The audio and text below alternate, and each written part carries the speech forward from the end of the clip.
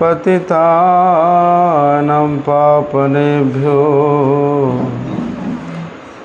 वैष्णवेभ्यो नमो नमः।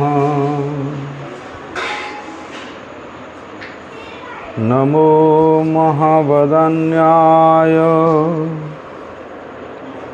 कृष्ण प्रेम प्रदायते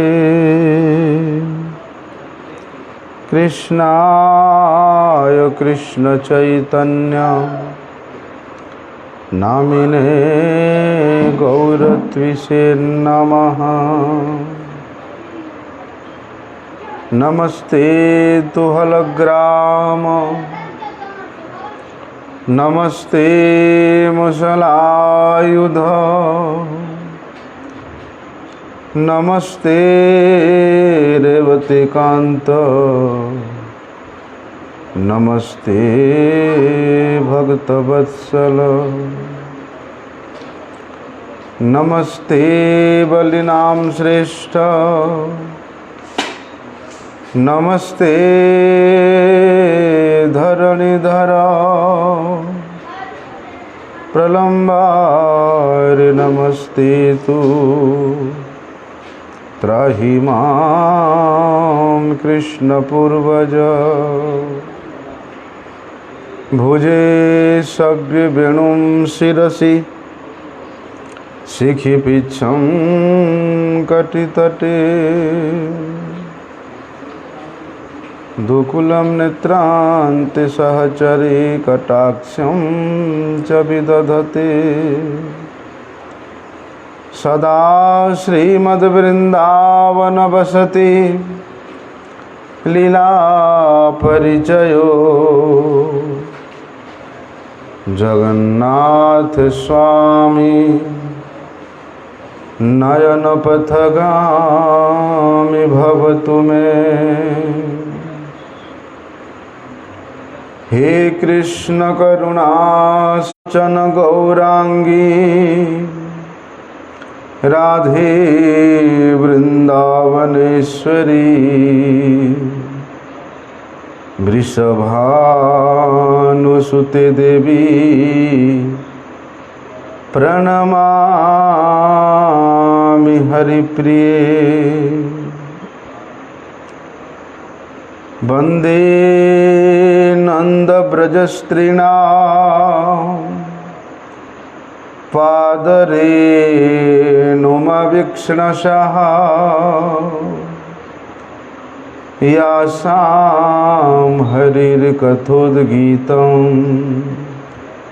पुनाति भुवनत्रयम् भक्त्या विहीनमपराधलक्ष्यै क्षिप्तास्य कामादितरङ्गमध्ये कृपामयि त्वां शरणं प्रपन्नं वृन्दे नमस्ते चरणारविन्दम्।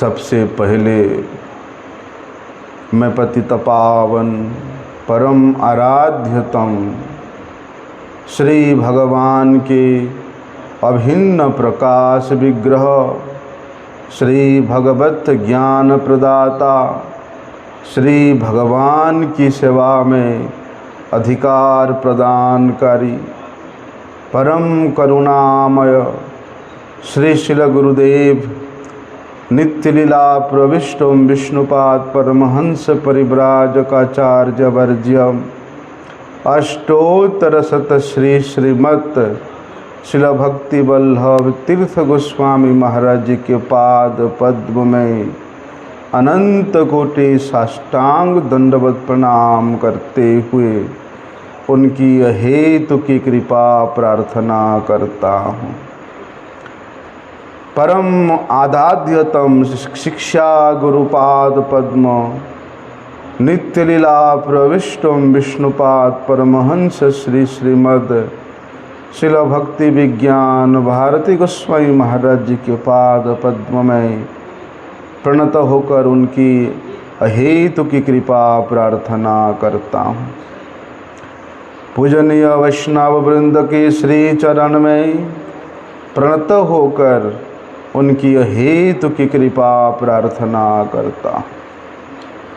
भगवत कथा श्रवण पिपासु भक्त वृंदों को श्री चरण कमल में मैं दंडवत प्रणाम करते हुए सबकी प्रसन्नता की प्रार्थना करता हूँ।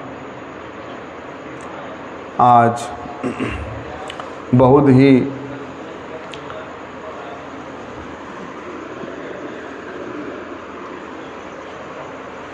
शुभ तिथि है, हरिवासर तिथि। हरि को अत्यंत प्रिय लगने वाली तिथि,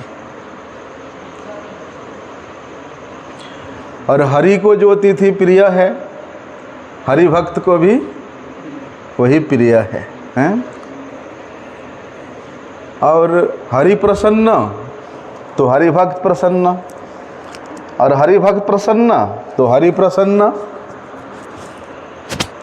इसलिए हमारे गुरुजी एक विशेष बात कहते थे कि less time less energy more profit, है ना। आज हम लोगों ने आज की इस कामदा एकादशी तिथि को श्रील गुरुपाद पद्म ने जो प्रवचन किए थे, हम लोग गुरुदेव के उन मुखारविंद निःसृत हरि कथा को ही अनुकीर्तन करने का प्रयास करेंगे। गुरुजी कहते थे कि यदि घर में बैठ कर के भजन हो सकता है, ऐसी बात नहीं है कि केवल मंदिर में ही भजन होता है, घर में बैठ के भी भजन हो सकता है, किंतु एकादशी में विशेष रूप से धाम में जाना, धाम में रहना और धाम में वैष्णवों के साथ में हरि कथा हरि नाम में अपने समय को लगा करके एकादशी व्रत पालन करना बहुत अधिक लाभ होता है, गुरुजी कहते थे। लेकिन धाम किसे कहते हैं? भगवान कहते हैं कि यत्र मद्भक्ता गायन्ति तत्र तिष्ठामि नारद, कि मेरे भक्त जिस स्थान पर नित्य मेरे ही गुणगान करते हैं, मेरे ही नामों का संकीर्तन करते हैं, बोलते मैं वहीं रहता हूँ। और भगवान जहाँ रहे वही धाम है, वही गोलोक वृंदावन है। इसलिए जहाँ पर भक्तजन हमेशा भगवान के महात्म्य कीर्तन करते हैं, वहाँ भगवान सदैव विराजमान रहते हैं। और भक्त श्रेष्ठ श्री गुरुपाद पद्म जिस स्थान पर विराजमान है वो तो साक्षात धाम ही है। इसलिए श्रील परम गुरुदेव श्रील गुरुदेव भारत के अनेक स्थानों पर मठ स्थापना किए हैं। बाहरी दृष्टि से देखने में लगता है वे मठ दिल्ली में है, कलकत्ता में है, चेन्नई में है, हैदराबाद में है, चंडीगढ़ में है। चार ले लेंगे दादा।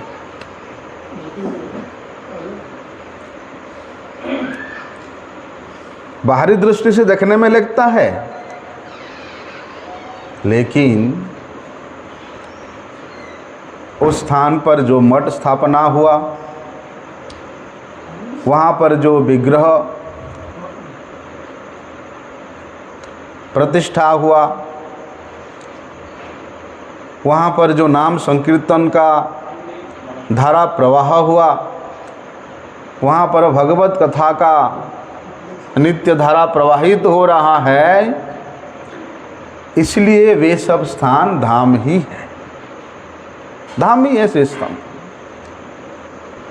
जैसे कि देखने में लगता है कि ये वृंदावन, गोवर्धन, मथुरा, ये उत्तर प्रदेश का एक जिला, एक डिस्ट्रिक्ट के रूप में हम लोग देखते हैं, है ना, कि भारत में है, भारत का एक राज्य उत्तर प्रदेश है और उत्तर प्रदेश का एक राज्य ये मथुरा वृंदावन है, ये देखते हैं। नहीं, ये मथुरा, वृंदावन, गोवर्धन ये इस जगत का, इस भारत का या इस उत्तर प्रदेश का हिस्सा नहीं है। हमारे गुरुजी कहते थे, बोलते हैं ये वृंदावन धाम, ये साक्षात नित्य गोलोक धाम ही इस वृंदावन में अवतरित हुआ है, अवतरण हुआ है। इसलिए इस धाम में ये जो पंच महाभूत का विकार यहाँ कदापि नहीं है, क्योंकि भगवान जिस प्रकार से निर्गुण है, निर्गुण मतलब गुणहीन नहीं, प्राकृतिक गुण से वे रहित है।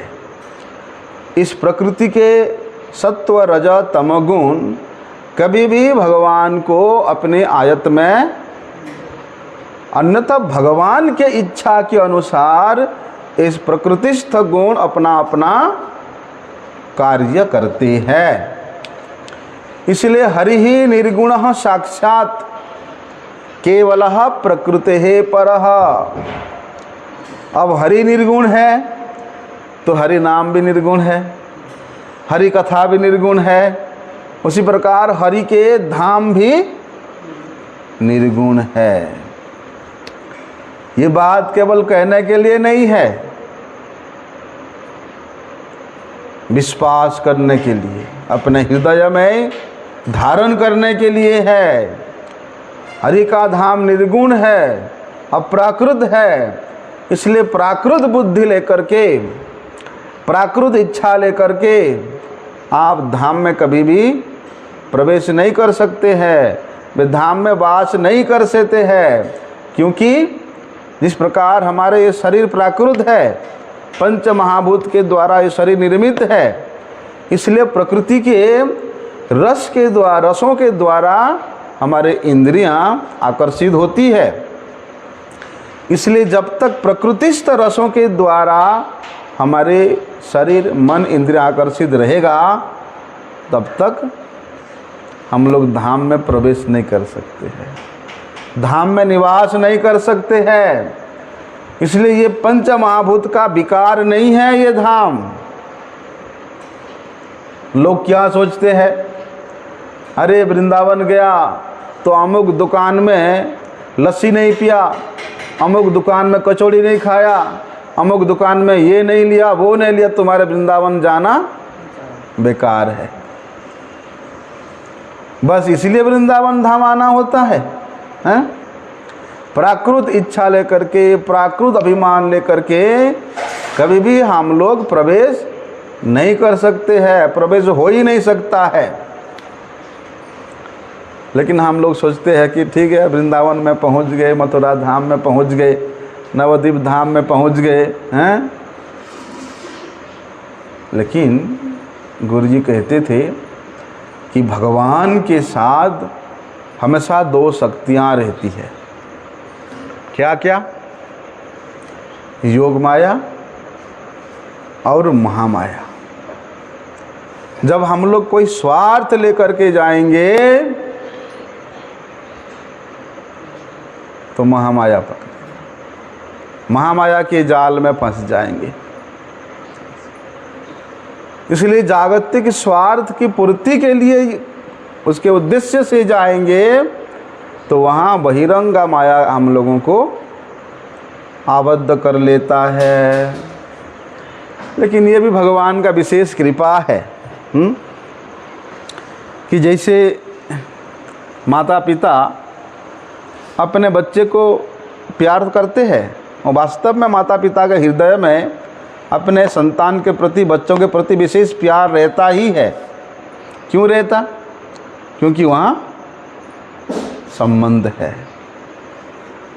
कभी बच्चे को बड़े लाड करते, प्यार करते हैं, चुम्बन करते हैं, तो कभी कभी थप्पड़ भी मारते हैं। डांटते भी है, शासन भी करते हैं। तो माता पिता का उस बच्चे को डांटना, शासन करना, थप्पड़ मारना भी प्यार ही है, क्योंकि उनका भी डांटना, थप्पड़ मारना उस बच्चे के कल्याण के लिए है, मंगल के लिए है। बोलते इसी प्रकार भगवान भी इस जगत के सभी जीवों के प्रति प्यार करते हैं, समभावापन्न होकर के प्रेम करते हैं। और भगवान ऐसे शुद्ध भक्तों के माध्यम से, ऐसे गुरुजनों के माध्यम से, ऐसे श्रेष्ठ वैष्णवों के माध्यम से, उस चिन्मयी शक्ति के माध्यम से हम लोग देखते हैं कि गुरु वैष्णव जो है हमको डांटते हैं, हमेशा सेवा में लगा के रखते हैं, शासन करते हैं, थोड़ा स्वाधीन होने नहीं देते हैं, थोड़ा किधर जाने का इच्छा होता तो हमको जाने नहीं देते हैं। लेकिन वो उनका प्यार है। जिस दिन माता पिता का प्यार हो, उस बच्चे समझे कि मेरा कल्याण के लिए है। जिस दिन गुरु वैष्णवों के प्यार को, गुरु वैष्णवों के शासन को शिष्य समझेगा मेरे कल्याण के लिए है, उनको उसी को यह प्यार के रूप में, उसी को ही स्नेह के रूप में स्वीकार करेगा, उसका कल्याण है। उसी प्रकार भगवान भी उस महामाया के द्वारा हम लोगों को थप्पड़ देते हैं।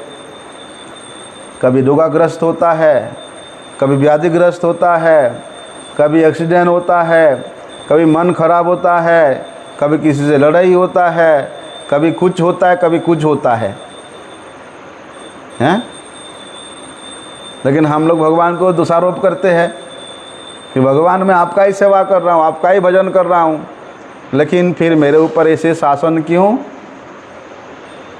इसलिए संसार के अमंगल को जिस दिन हम लोग भगवान के कृपा के रूप में स्वीकार करेंगे, उसी दिन वास्तव में हम लोगों के प्रति भगवान का कृपा दृष्टि पड़ा है। इसलिए दोनों ही क्रिया, चुंबन करना, लाड प्यार करना भी प्यार है, और डांटना, धमकाना और थप्पड़ मारना भी प्यार है। लेकिन हम लोग समझते नहीं ना कि हमारे माता पिता तो यही है जो हमको जन्म दे है। भगवान के संतान के रूप में हम लोग अपने आप को कभी समझते ही नहीं है, लेकिन वास्तव में हम सब के सब भगवान के ही संतान है, भगवान के ही भृत्य है, भगवान के ही दास है। कैसे बोल सकते हो कि भगवान का हमारे प्रति प्यार नहीं है, वे हमें प्यार नहीं करते हैं? भाई जब कोई छोटा सा बच्चा, छोटा सा बालक किसी नाली से कोई गंदी चीज़ को उठाता है, हैं? तो उसके माँ मना करती है, ये गंदा है, उसको उठा मत, उसको छू मत।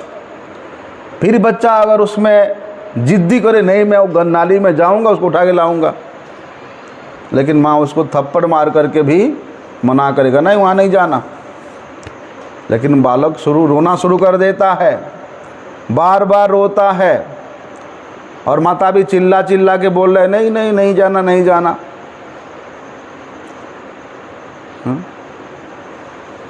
कई बार माता भी भावुक हो जाती है, दुगलापन आ जाती है, हैं?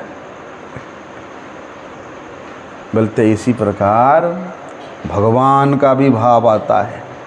भगवान देखते हैं कि ये जो जीव है ये बद्धावस्था में है, इसलिए बद्धावस्था में होने के कारण ये जीव मुझे नहीं चाहता। क्या चाहता है? संसार को चाहता है, रिश्ते नाते चाहता है।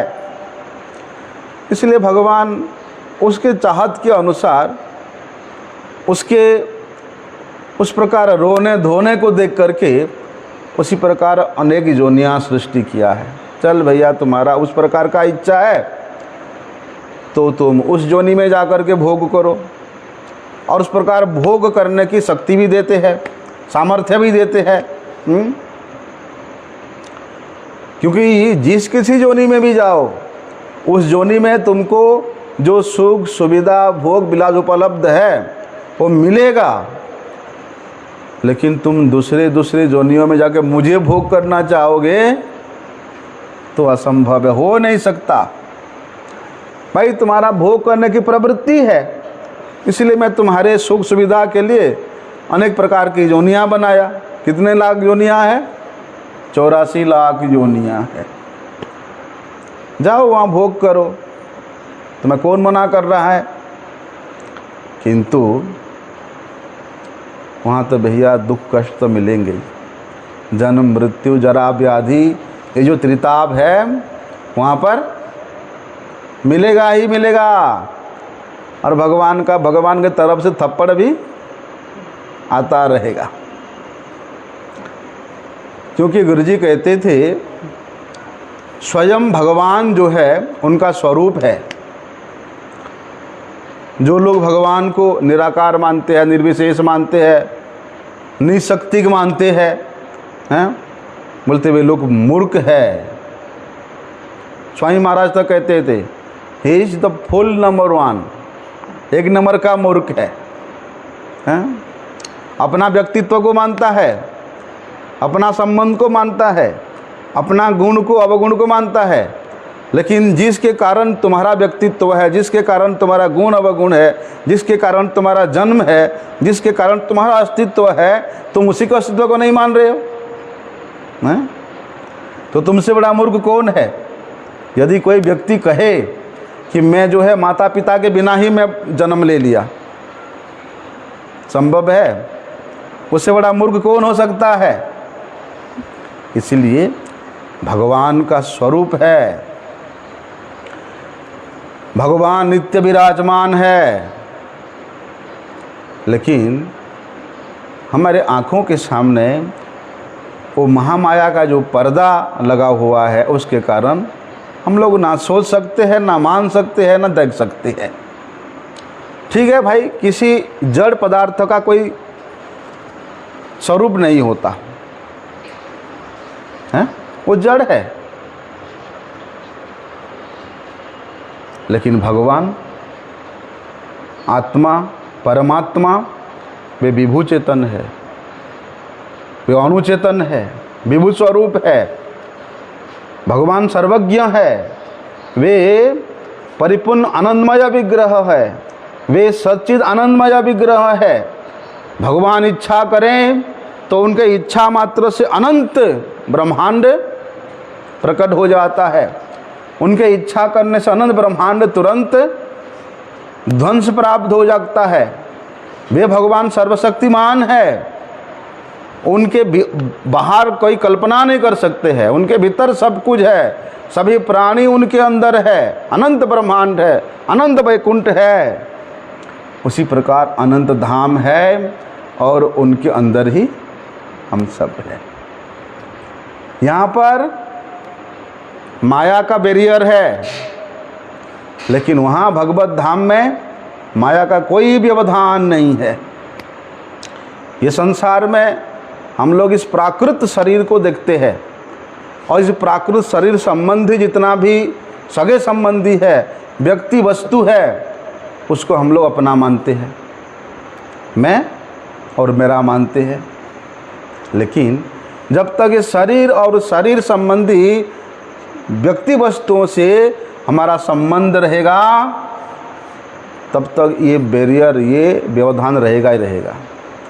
क्योंकि मेरा है तो उसके लिए करना है, मेरा है तो उसके लिए जाना है, मेरा है उसके लिए तो ये सब करना ही है। ये बंधन है, ये व्यवधान है, ये बैरियर है।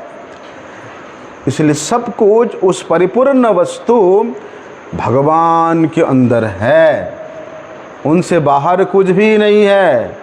जिस क्षण हम लोग भगवान से अपने आप को बाहर समझेंगे उसी समय भगवान का माया हमें अपने ही आयत में ले लेता।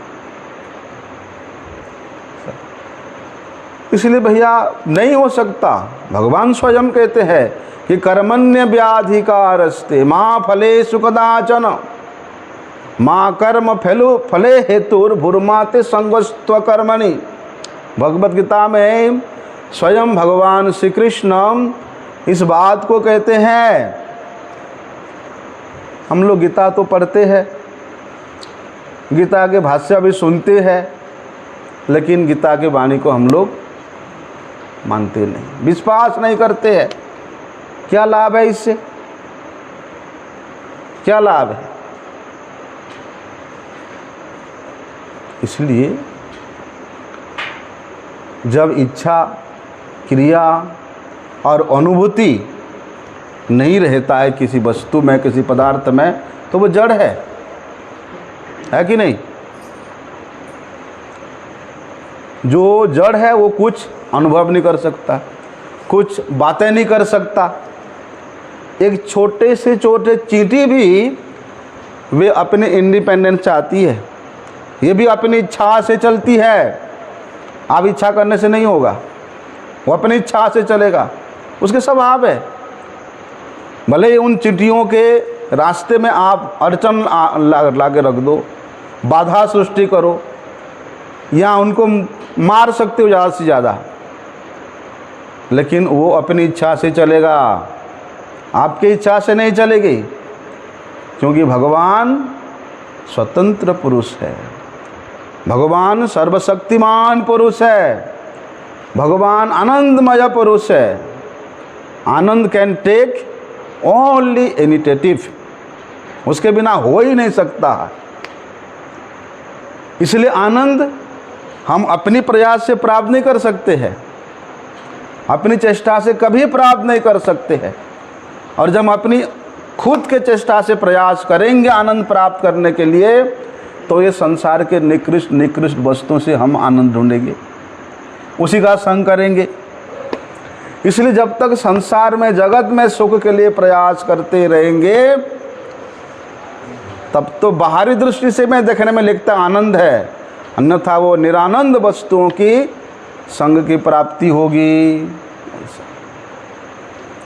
और जब भैया संसार में हम लोग सुख के लिए प्रारंभ करेंगे, प्रयास करेंगे, तो दुख ही मिलेगा। दुख के लिए कोई प्रयास नहीं करता, सब सुखी होना चाहते हैं। जिस प्रकार बिना प्रयास किए दुख हमारे जीवन में आता है, उसी प्रकार बिना प्रयास किए सुख भी हमारे जीवन में आएगा। वो सुख स्वरूप कौन है? वे सुख स्वरूप एकमात्र उस पुरुषोत्तम भगवान श्री कृष्ण चंद्र है। वे भगवान किसी के अधीन नहीं है। सुख के लिए प्रयास करेंगे तो दुख मिलेगा, और सुख स्वरूप कौन है? भगवान है। और वे सुख स्वरूप भगवान को आप अपने अधीन में नहीं कर सकते हो। मेरे पास धन है, संपत्ति है, प्रभाव है, प्रतिष्ठा है, अभिजात्य है, विद्वता है, इसके बल पे मैं भगवान को अपने अधीन कर लूँगा, असंभव है। भगवान अधीन होते हैं। जिस प्रकार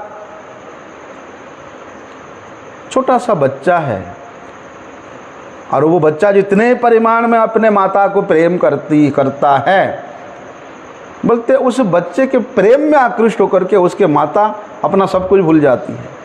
उस बच्चे के लिए अपना नौकरी छोड़ देती है, अपना घर के काम धंधा भूल जाती है, कभी कभी तो बच्चे के लालन पालन में अपने पति को भी भूल जाती है। उसी प्रकार भगवान भी अधीन होते हैं, लेकिन किसके अधीन? भक्त के अधीन होती है। स्वयं भगवान इस बात को कहते हैं कि अहम भक्त पराधीनो यह स्वतंत्र द्विजः, कि मैं मेरे भक्त के अधीन रहता हूँ। इसलिए जब वे सुख स्वरूप भगवान है, तो वे सुख की कृपा से ही हमें सुख मिलेगा। अब वे सुख की कृपा कैसे मिलेगा? वे आनंद की कृपा कैसे मिलेगा? बोलते हैं वो सुख स्वरूप, वे आनंद स्वरूप भगवान का सेवा करोगे, भगवान के लिए व्रत आदि करोगे। जैसे आज एकादशी व्रत है, उन भगवान के प्रसन्नता के निमित्त यदि एकादशी व्रत पालन करोगे तब जाकर के वे सुख स्वरूप भगवान के कृपा प्राप्त होगा।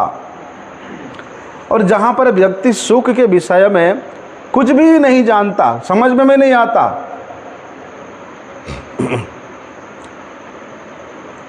यहाँ सुख कौन है? भगवान है। तो भगवान के विषय में कुछ नहीं जानता, कुछ समझता नहीं, तो वे सुख स्वरूप भगवान के चरण में उसका शरणागति होगा नहीं। जो शरणागति नहीं होगा आनंद कहाँ से मिलेगा? इसलिए भगवान के विषय में जानना, भगवान के विषय में सुनना, भगवान के निमित्त अपना जीवन व्यतीत करना प्रत्येक मनुष्य का कर्तव्य होना चाहिए। तभी तो श्रीमद् भागवत में इस बात को कहते हैं ब्रह्मा जी ने कि तस्मात् इदम जगदशेषम असत स्वरूपम स्वप्नाभमम तदिशणम पुरुदुःख दुःखम त्वयैव नित्य सुख बोधो तना बनन्ते माया तदुद्यपि जद सतिभाव भाति। ब्रह्मा जी की बात है। ब्रह्मा जी भगवान के श्री चरणों में प्रार्थना करते हुए कहते हैं कि भगवान, ये जो संसार है, ये जो जगत है, यहाँ पर इस प्रकृति का, ये संसार का अपना कोई अस्तित्व नहीं है। जिस प्रकार एक के आगे यदि आप जीरो लगाते हो तो उसका मूल्य बढ़ेगा। अगर एक के आप पीछे में लेफ्ट साइड में जीरो लगाते हो तो कितने भी जीरो लगाओ उसका कोई मूल्य नहीं है। उसी प्रकार इस जगत को भगवान से रहित कर दो तो इस जगत का कोई मूल्य नहीं है। भले ही आपके नज़र में दिखे ये अनंत है, असीम है, लेकिन कैसा है? ये असत स्वरूप भी है, अनित्य भी है, नष्ट प्राय है, और ये त्रिगुणात्मिका है। इसलिए संसार में जो असत स्वरूप है, जो अनित्य है, वो तो हमारे आंखों में दिखाई दे रहा है, उसके प्रति तो हमारा आकृष्टता है, उसको प्राप्त करने के लिए इतना तल्लीनता है जो असत है। लेकिन ये असत भी जिसके अस्तित्व के कारण टिकी हुई है, उसको नहीं देखना चाहते हम लोग, उससे मिलना नहीं चाहते हम लोग, उसको प्राप्त करना नहीं चाहते हम लोग। इसलिए हमसे बड़ा मूर्ख कौन है? जैसे भाई व्यक्ति सपना में कुछ देखता है, सपना क्या है? मन का एक कल्पना है। मन में हम लोग जो कल्पना करेंगे उसी प्रकार का सपना भी आता है। और जो सपना देखने वाला व्यक्ति वो सोचता है कि अरे जो देखा उसने वास्तव में देखा। और कई बार क्या है, सपने में वो आकाश में उड़ रहा है, समुद्र में तैर रहा है, सपने में रो रहा है, सपने में। हमारे गुरुजी एक बात बोलते थे, हमारे देहरादून मठ में, बहुत पहले की बात है, वहाँ के इंचार्ज थे प्रसाद प्रभु जी। तो उनके उसी समय में बंगाल से एक सज्जन व्यक्ति आया, तो उन्होंने मठ में एक कमरा उनको दिया। रात के प्राय 1:30 बजे वो सज्जन व्यक्ति जो बंगाल से आए वो चिल्लाता है, अरे मैं डूब गया, डूब गया, डूब गया, बचाओ मुझे, डूब गया, डूब गया। बड़ी जोर जोर से चिल्ला रहे, इतना जोर से चिल्ला रहे कि सभी लोग जाग गए। अरे भाई कौन चिल्ला रहे, कौन डूब गया? सब लोग जाके देखते हैं कि वो सज्जन व्यक्ति जिस रूम में था वहीं से आवाज़ आ रहा है। उन्होंने अंदर गए, आवाज़ लगाया, अरे कौन डूब गया भाई, कौन डूब गया? बोलते मैं डूब गया, डूब गया, डूब गया, मैं डूब गया। बोलते कहाँ डूब गए? बोलते नाव पलट गया हमारा। सपने में बोल रहे। मठवासी लोग बोलते नाव? यहाँ देहरादून मठ में नाव कहाँ से? तुम तो कमरे में सो रहे हो। तब वो व्यक्ति सोचते अरे ये तो सपना आता है। तो देखो, जब वो व्यक्ति सपना देख रहा है तो वो सपने में वो डूब रहा है, चिल्ला रहा है, भयभीत हो रहा है। और चिल्ला रहा है। वो सपना उसको वास्तव प्रतीत हुआ कि नहीं हुआ? इसी प्रकार ये संसार में हम लोग जो कुछ भी देख रहे हैं हमको वास्तविक प्रतीत हो रहा है, लेकिन जैसे सपना टूट जाता है तो क्या वो वास्तविकता रहता है? उसी प्रकार ये संसार के झूठे जो संबंध है उनसे हमारा स्नेहत्व, ममत्व, आकर्षणत्व टूट जाएगा, तो पता चलेगा हमें भी, अरे ये तो सपना ही था। लेकिन ये सपना जो है लंबा है भैया, यहाँ इतना स्नेह है, ममता है कि उस सपने में हम लोग पूरे खो जाते हैं, डूब जाते हैं, गधे के माँ पे परिश्रम करते हैं। इतना बड़ा सपना 100 साल तक का सपना ही है। वो सपना 5-10 मिनट का होता है रात का सोना, और ये पूरा जीवन का सपना होता है। इसलिए भगवान कहते हैं कि भैया देवी हेसा गुणमयी मम माया दुरत्यया मायाम एताम प्रपद्यन्ते मायाम एताम तरन्ति ते मामे मुझे प्रपद्यन्ति मायाम एताम तरन्ति ते। इसलिए भैया इस माया को पार करना बड़ा मुश्किल, असंभव है। लेकिन भगवान कहते हैं, बोलते मामे वजह प्रपद्यन्ते, जो मेरे चरणों की शरणागत हो जाता है, भगवान कहते कि मैं उसका उद्धार कर लेता हूँ। लेकिन माम एव, केवल मेरे शरणागत होना पड़ेगा। आज इस देवता का काल, उस देवता का काल, उसका काल, उसका, ऐसे नहीं। अनन्य चिंतयन्तम, अनन्य रूप से जो केवल मात्र मेरे ही शरण में आता है, मैं उसका उद्धार कर लेता हूँ, मेरे शरणागत होता है। जो शरणागत नहीं होता वो माया को पार नहीं पा सकता, वो माया में ही फंसा रहता है। लेकिन मुख से बोलना और भीतर विश्वास करना बड़े अंतर्वाद है, हैं?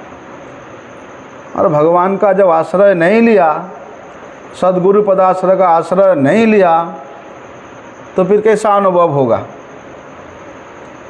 जब गुण रहेगा कोई वस्तु में तो उसका अनुभव होता है, और अनुभव होता है मतलब उसका गुण है। जैसे कि फलेन फल कारणम अनुमीयते, भैया किस वृक्ष का फल है, आप उस फल को देख करके बता दोगे कि ये फल का कारण, ये फल का मूल, ये फल का जन्म का कारण ये वाला वृक्ष है। हैं? अब आम का पेड़ है, आम का फल है, और बोलोगे नीम पेड़ का फल है, हो सकता है? नहीं हो सकता। जैसे कि ग्राहक से भगवान ने गजेंद्र का उद्धार किया। ग्रह ने गजेंद्र को पकड़ा और गजराज ने भगवान का स्तुति किया।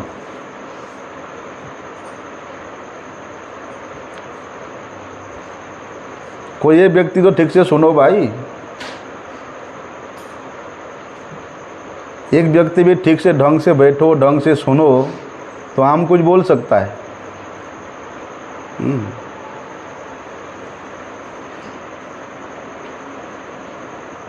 अभी गजेंद्र ने भगवान का स्तुति किया और भगवान शीघ्र आए, अपने सुदर्शन चक्र से ग्रह का मस्तक छेदन किया और गजेंद्र को रक्षा किया। लेकिन हम लोग तो कई बार स्तव करते हैं, स्तुति करते हैं, प्रार्थना करते हैं, भगवान क्यों नहीं आते? भगवान क्यों हमारा उद्धार करने नहीं आते हैं? और वहाँ गजेंद्र ने एक बार स्तुति किया तो भगवान प्रकट हो गए। तो भगवान क्या पक्षपाती कर रहे? हम लोग 100 साल तक जो है स्तव स्तुति करते रहे, तो फिर तो भगवान नहीं आते। यहाँ गजेंद्र ने भगवान को कुछ रिश्वत दिया था, है? देखो, जो व्यक्ति रिश्वत देगा वह व्यक्ति भी किसका है? भगवान का है। जब सब कुछ भगवान का है तो फिर भगवान को रिश्वत कैसे देगा? और जो वस्तु रिश्वत में देगा वो वस्तु भी किसका है? भगवान का है। ये दुनिया में जो जज मजिस्ट्रेट को लोग रिश्वत देते हैं, क्यों देते हैं? कि भाई उधर का जो है निर्णय को इधर कर दो, इधर का उधर कर दो, तभी रिश्वत देता है। तो भगवान को भी ऐसे रिश्वत दे सकते हैं, है ना? हो सकता है। इसलिए निष्कपट रूप से लोग बोलते हैं अरे हमारे पास बहुत पैसे हैं, हम मंदिर बना देंगे, मठ बना देंगे, बड़े बड़े बिल्डिंग बना देंगे और भगवान को अपने तरफ कर लेंगे। कोई बोलता है अरे मेरे पास इतना अभिजात्य, मैं इतना श्रेष्ठ ब्राह्मण कुल का हूँ, इतना बड़ा विद्वान हूँ, इतना श्रोत्रिय हूँ, इतना वो हूँ, मैं उसके बल से भगवान को अपने तरफ कर लूँगा। कोई बोलता है मैं इतना सुंदर हूँ, मेरे सुंदरता के बल पर मैं भगवान को अपनी तरफ कर लूँगा। हो सकता है? असंभव है। जब तक निष्कपट रूप से भगवत पाद पद्म शरणागत नहीं होंगे तब तक भगवान मिलेंगे नहीं, भगवत कृपा होगा नहीं। समोहम सर्वभूतेषु न मैं देश्यो अस्ति न प्रिय। भगवान कहते हैं कि भैया मैं सभी के लिए समान हूँ, मेरा कोई शत्रु मित्र नहीं है, मेरा कोई द्वेष या विद्वेष की भाव किसी के प्रति नहीं है। लेकिन जे भजन्ति तुमाम भक्त्या मयि तेषु चापि अहम। लेकिन भैया जो व्यक्ति मेरे सेवा करता है, मेरे भजन करता है, मेरे आश्रय में रहता है, समाधान हो गया, सब समाधान हो गया। क्योंकि भैया संसार में बहुत कष्ट है, चाहे संसार में रहे, चाहे मठ में रहे, चाहे किसी छोटे से भजन कुटी में रहे या कहीं भी रहे, जब तक हृदय में शरणागति का भाव नहीं आएगा तब तक भगवान उसके हृदय में आविर्भाव नहीं होगा, तब वो अज्ञान में ही रहेगा। भाई जब कमरे में लाइट नहीं होगा, अंधेरा होगा, तो व्यक्ति कोई चीज़ को ढूंढ सकता है? सब उल्टा पुल्टा कर देगा, क्योंकि अंधेरा है। लेकिन जैसे ही लाइट जलता है, प्रकाश आता है, क्या होता है? कोई चीज़ को ढूंढने जा रहा है, इतना कष्ट करना नहीं पड़ेगा, फट कर दिखेगा हमको, चलो दिख रहा है वो रखा उठा लो। फलेन फल कारणम अनुमीयते। अब देखेंगे कि भैया ये सेब है तो इसका कारण कौन है? इसका सेब का वृक्ष है, ऐसा।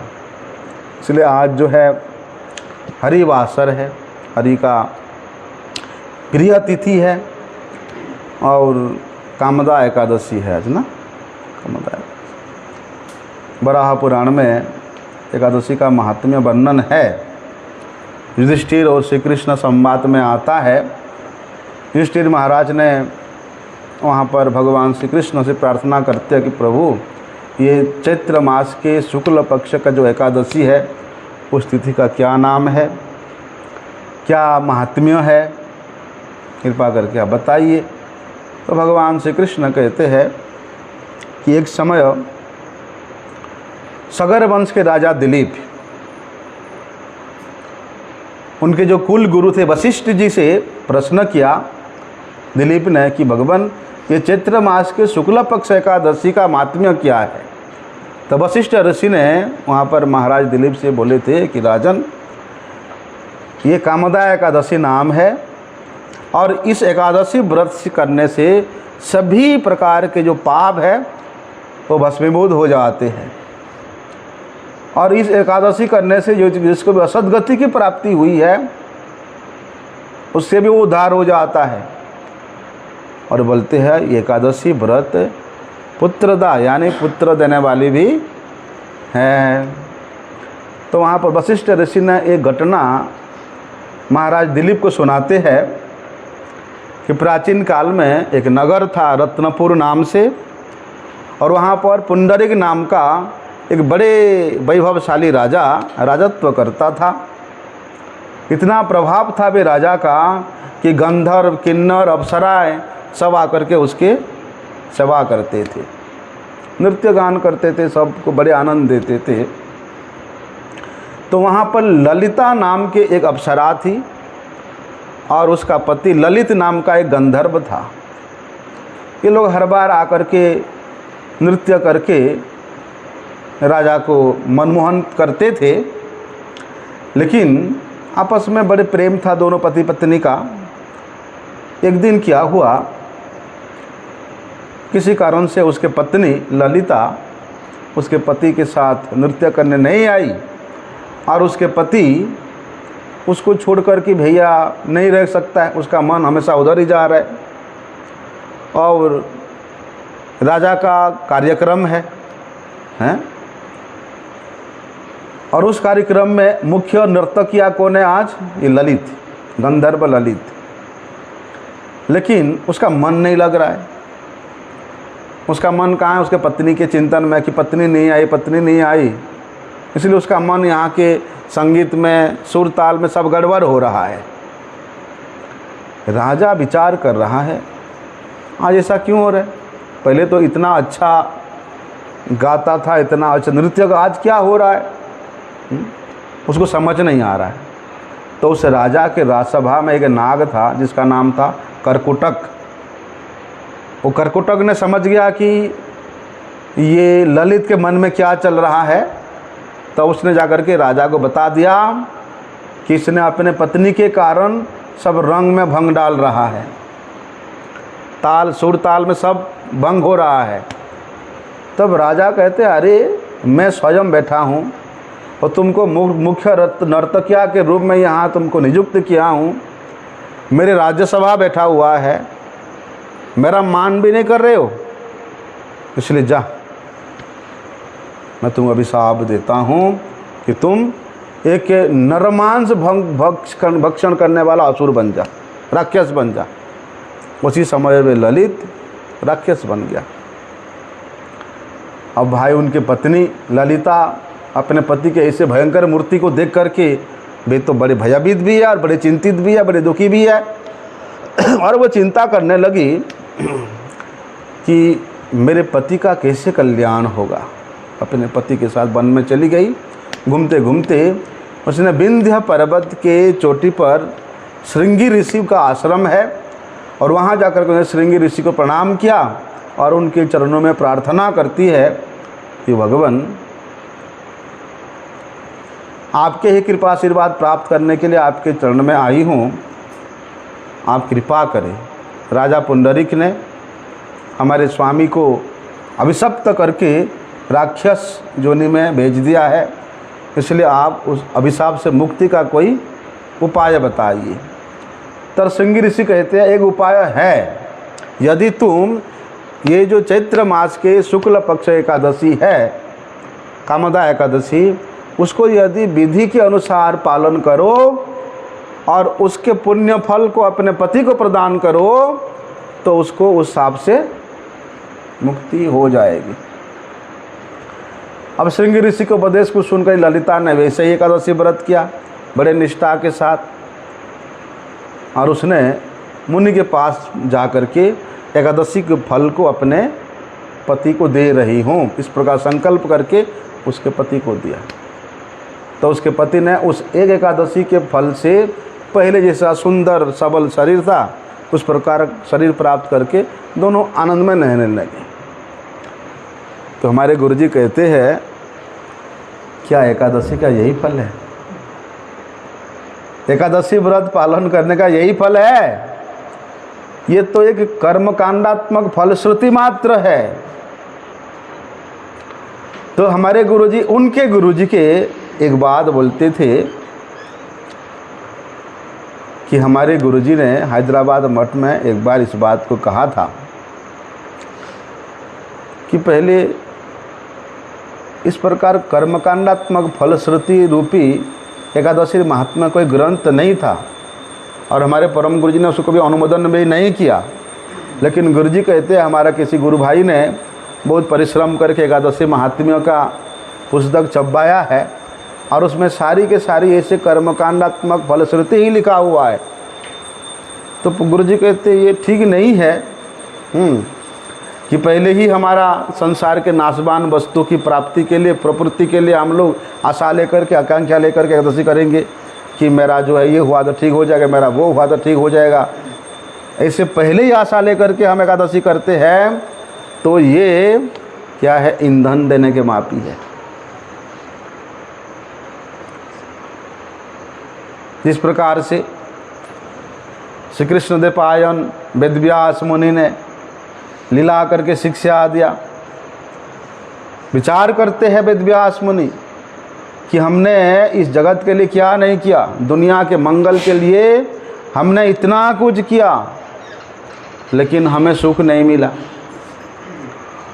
जो धन की लोभी व्यक्ति है, उनके लिए उन्होंने जहाँ से सुख मिलेगा ऐसे अर्थशास्त्र की रचना किया, कामना की पूर्ति के लिए काम शास्त्र का रचना किया, मृत्यु के बाद स्वर्ग प्राप्ति के लिए उन्होंने धर्मशास्त्र की रचना किया। संसारी लोग जो चाहते हैं उनको वो मिल जाएगा। हमने इतना कुछ किया, लेकिन हमारे मन में अशांति क्यों है, हमारे मन में सुख क्यों नहीं है। तब उन्होंने अपने गुरुदेव नारद गोस्वामी जी का चिंतन करते हैं, उनके चरणों का आश्रय लेते हैं। तब नारद गोस्वामी जी ने वहाँ बद्रिकाश्रम में आकर के अपने शिष्य वेदव्यास जी से पूछते हैं, तुम ठीक ठाक हो? मुझे तो लगता नहीं, तुम मन में इतना उदास क्यों लग रहे हो? तुम्हारे शरीर और आत्मा, शरीर और मन संबंधी जो आत्मा है, क्या वो ठीक है, कुशल है? तो व्यासदेव जी कहते हैं कि गुरुदेव आप तो सब जानते हैं कि हमने दुनिया के मंगल के लिए इतना कुछ किया, लेकिन हमारे मन में शांति नहीं है।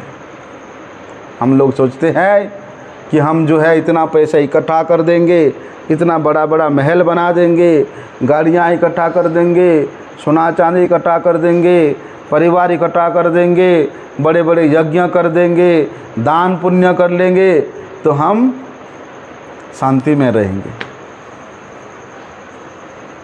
लेकिन वेदव्यास मुनि, उन्होंने सारा संसार के लिए धर्म, अर्थ, काम शास्त्र रचना किया कि सभी का इसमें कल्याण हो जाए, सभी को सब कुछ मिल जाए, लेकिन फिर भी वह अशांत है। इतना कुछ करने के बाद भी अशांत है। तो वहाँ पर नारद गोस्वामी कहते हैं कि जुगुप्सितम धर्म कृते अनुशासतः स्वभाव रक्तस्य महान व्यतिक्रमः यद वाक्यतो धर्म इति तरस्थितो न मन्यते तस्य निवारणम जनः। भाई नारद गोस्वामी गुरु है, और यहाँ पर शिष्य कौन है? वेदव्यास जी। तो यहाँ पर गुरु शिष्य को शासन कर रहे हैं। नारद जी कहते हैं कि तुम बड़े घृणित कार्य किया, धर्म अर्थ काम के लिए तुमने जो नाशवान वस्तु है, जो अनित्य वस्तु है, उसमें जीवों की रुचि, स्वाभाविक रुचि तुमने प्रदान कर दिया। जीव का स्वरूप है नित्य कृष्ण दास, और कृष्ण का दास होने के नाते उन जीवों का कर्तव्य क्या है? अपने प्रभु का ही दासत्व करना, अपने प्रभु का ही सेवा करना। लेकिन उनके सेवा के स्वाभाविक वृत्ति से उनके मन को हटा करके तुमने धर्म अर्थ काम में लगा दिया। तो नारद जी कहते भगवान और एक काम भी किया मैंने, मोक्ष के लिए भी सब कुछ कर लिया। नारद जी कहते ये और ख़राब काम किया। जो आनंद स्वरूप भगवान है, जो सच्चिदानंद स्वरूप भगवान है, जो भक्त को आनंद प्रदान करने के लिए है, तो भगवान के रसानंद से, सेवानंद से, नामानंद से तुम लोगों को और रहित कर दिया। और जो ब्रह्म है, निर्विशेष ब्रह्म, उसमें मुक्ति प्रदान करने के लिए लोगों को तुमने लगाया।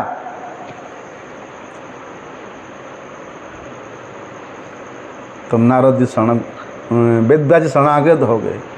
कहते भगवान अब मेरा कल्याण कैसे होगा बताओ।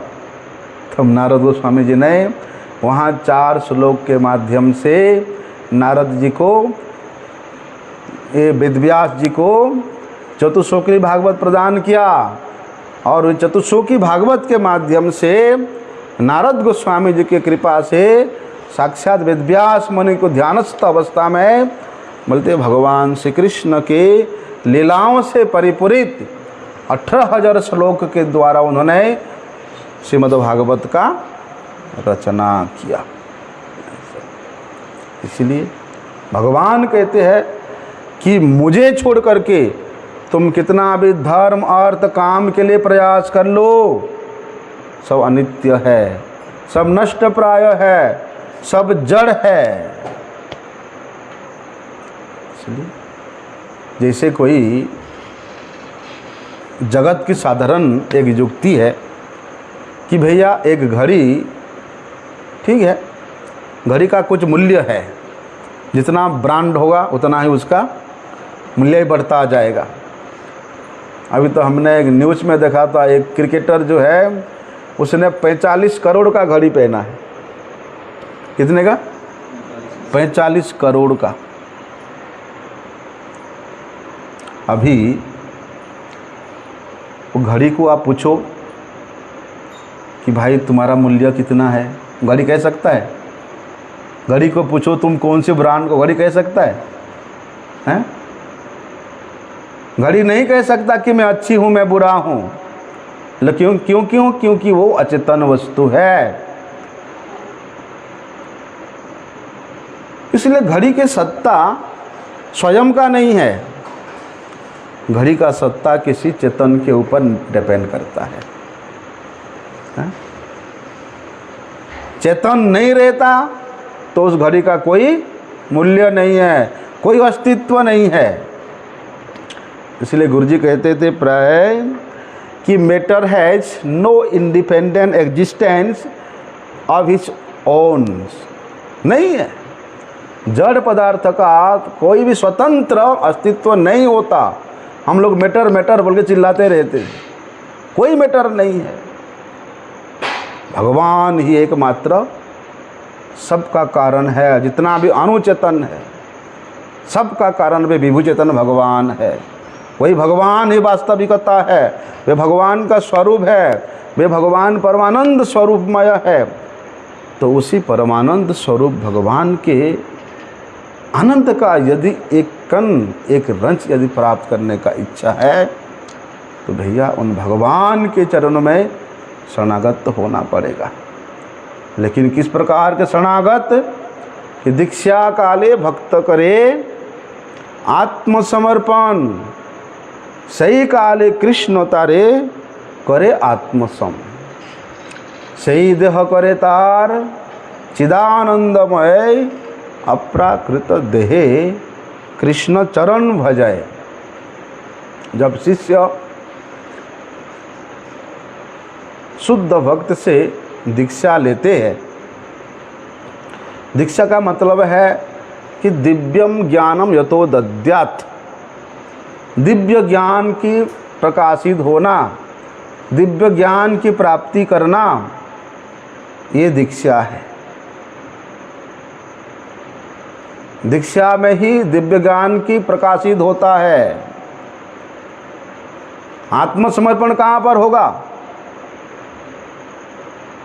जब हम भगवान में दिखाई देंगे, हैं? तो ये दिव्य ज्ञान के द्वारा भगवत तत्व उस शरणागत शिष्य के हृदय में प्रकाशित होता है। तब जाकर के आत्मसमर्पण उस गुरु में होगा। भगवान को तो देखा नहीं, हैं? किसको देखा? गुरु को देखा। इसलिए दीक्षा काले भक्त करे आत्मसमर्पण। भाई जो वस्तु दिखेगा तभी तो आत्मसमर्पण करेगा। अभी गुरु दिख रहे हैं, गुरु के हृदय में गोविंद है, ठीक है, लेकिन वो गुरु के हृदय स्थित गोविंद को दर्शन नहीं हो रहे, लेकिन गुरु का दर्शन हो रहा है। तो वे शिष्य क्या करेगा? गुरु के चरणों में आत्मसमर्पण करेगा। लेकिन ऐसा नहीं कि बाहर से हमने गुरु के चरणाश्रय किया किंतु शरणागत नहीं हुआ, नहीं चलेगा। भीतर स्वार्थ है, कामना है, नहीं चलेगा। शरणागत मतलब परिपूर्ण शरणागत होता है।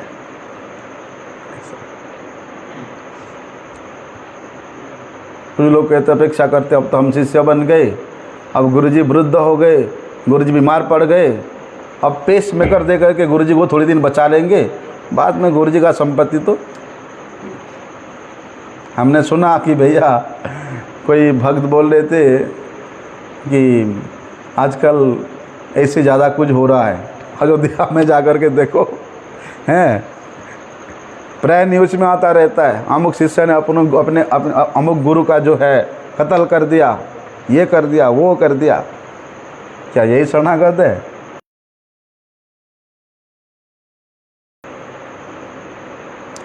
जो भी है, आज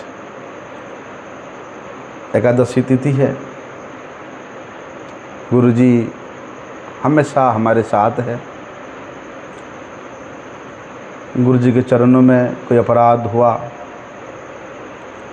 तो उनके चरणों का आश्रय लेकर के रोते हुए उनसे क्षमा प्रार्थना करो। गुरुदेव बड़े कृपालु हैं। यदि हम प्रार्थना करेंगे कि गुरुजी हम लोगों को प्रार्थना अवश्य सुनेंगे, भगवान भले ना सुने लेकिन गुरुदेव अवश्य सुनेंगे। गुरुदेव से हमेशा यही प्रार्थना करना चाहिए कि हे गुरुदेव, आपके जो आराध्य देव है उनका सेवा में मुझे अधिकार दीजिए, मुझे उनके सेवा प्रदान कीजिए, क्योंकि शुद्ध भक्त ही सद्गुरु होते हैं और ऐसे शुद्ध भक्त सद्गुरु ही उस सत्स्वरूप भगवान के सेवा प्रदान कर सकते हैं। गुरुदेव के माध्यम से ही हम लोगों को भगवान की सेवा मिलेगा। भगवान सबके हृदय विराजमान है। ईश्वरः सर्वभूतानां हृदय से अर्जुन तिष्ठति भ्रमयम् सर्वभूतानि यंत्रारूढ़ानि माया। अभी हमारे समझ में नहीं आ रहा है, लेकिन जो शुद्ध भक्त है वो भगवान को एक निमिष के लिए भी छोड़ करके नहीं रहते हैं। नित्य निरंतर भगवान के विषय में चिंतन करते रहते हैं। इसलिए इसे शुद्ध भक्त गुरु का कृपा होने से हमारे अंदर भगवती ज्ञान प्राप्त होगा, भगवती सेवा में अधिकार प्राप्त होगा। इसलिए उपवास का अर्थ क्या है कि उनके निकट वास करना, उनके निकट वास करना। जितना भी असत प्रवृत्ति है उसको हटा करके भगवान के नाम रूप गुण लीला, भगवान के कथा में संलग्न होकर के संपूर्ण दिवस को व्यतीत करना ही उपावृतच्च पापेभ्यो यस्तु वासः गुणेशः उपवासः स विज्ञेय सर्वभोग वर्जितः। वास्तव में यही उपवास है, ऐसे नहीं कि केवल फल श्रुति है। इसलिए संसार की इस अवान्तर फल श्रुतियों के प्रति, अनित्य फल श्रुतियों के प्रति आकर्षित नहीं होकर के क्या करना, केवल भगवान के प्रसन्नता के निमित्त यदि हम लोग एकादशी व्रत पालन करेंगे तब जा कर के हमारा क्या है, श्री हरि वासरे कल्पतरुभ्यश्च कृपा सिंधुभ्येव च पतितानां पावनेभ्यो वैष्णवेभ्यो।